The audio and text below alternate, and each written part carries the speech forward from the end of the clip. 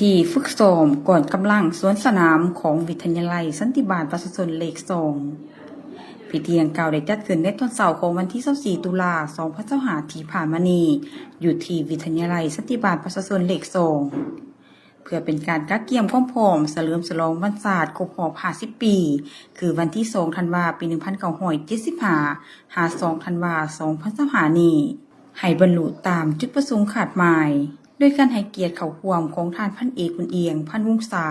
คณะประจำภาคแขวงหัวหน้ากองบัญชาการป้องกันความสงบแขวงจำปาสักพร้อมคณะมีท่านพันเอกปริญญาเอกวิไลพรสุทธิวงศ์หัวหน้าวิทยาลัยสันติบาลประชาชนเลข2พร้อมคณะมีคณะฮับพิโซการฝึกซ้อมครูฝึกพนักงานลักแหล่งตลอดหอดบรรดาสหายก่อนกำลังสวนสนามเข้าร่วมในพิธีต่างหน้าอนุกรรมการฝึกซ้อมสวนสนามได้รายงานขึ้นโดยเฉพาะแม่นการจัดตั้งปฏิบัติฝึกซ้อมก่อนกำลังสวนสนามระยะ10 วันผ่านมา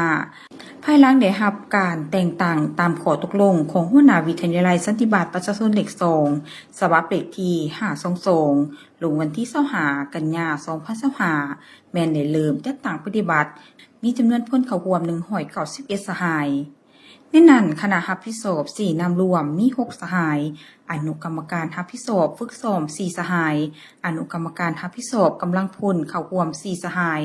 อนุกรรมการแพทย์สนามและซุปเปอร์โรดมี3สหายและก่อนกำลังสวนสนามของนักศึกษาทั้ง2หุ่นจำนวน174สหายซึ่งได้แบ่งออกเป็น2ก่อนกำลังคือก่อนในหน่วยตำรวจ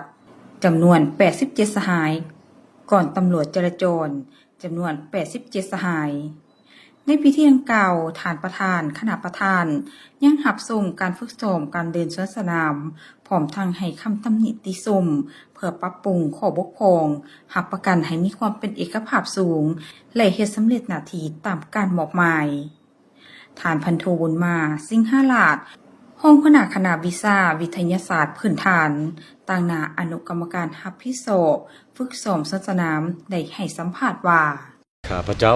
พันโทบุญมาสิงหราชห้องหัวหน้าคณะวิชาวิทยาศาสตร์พื้นฐาน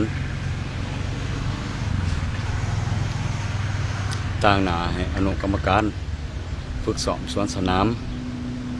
ภายหลังที่ได้รับการแต่งตั้งจากหัวหน้าวิทยาลัยสันติบาลประชาชนเลข2แขวงจำปาสักพวกเจ้าได้พร้อมเพียงแห่งหน้าและมีความตัดสินใจสูงในการนำผ้าก่อนสวนสนามลงฝึกซ้อมในนั้นก่อนสวนสนามมีจำนวนพลเข้าร่วมทั้งหมด174สหายซึ่งแบ่งออกเป็น2ก่อนที่1มีจำนวนพล87สหายซึ่งแม่น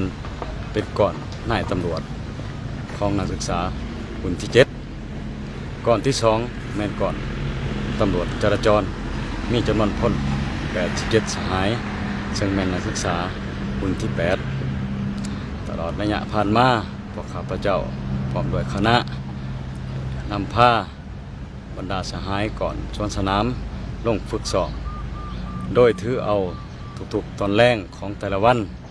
ซึ่งติดพันกับการเรียนการสอนไปพร้อมๆกันแน่ใส่เพื่อเฮ็ดให้ก่อนกำลังของพวกเฮามีความเข้มแข็ง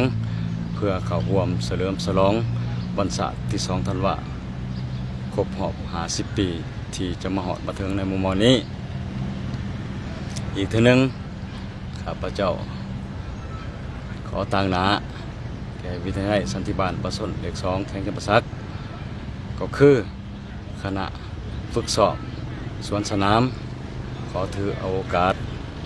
เนื่องในโอกาสที่วันศาสตร์ที่2ธันวาครบรอบ50ปีที่จะมาฮอดมาถึงในมุมมองนี้ขออวยพรใส่ประเสริฐแก่การนำภาครัฐจงมีสุขภาพเข้มแข็งแข็งแรงสืบต่อสีนำผ้าแข่งจำปาสักของพวกเฮาเว้าร่วมเว้าเฉพาะก็คือวิทยาลัยสันติบาลประชาชนเลข2แขวงจำปาสักของพวกข้าพเจ้าให้นับมือนับเติบใหญ่เข้มแข็งมีแบบแผนทันสมัยขึ้นไปเทื่อละก้าวขอขอบใจ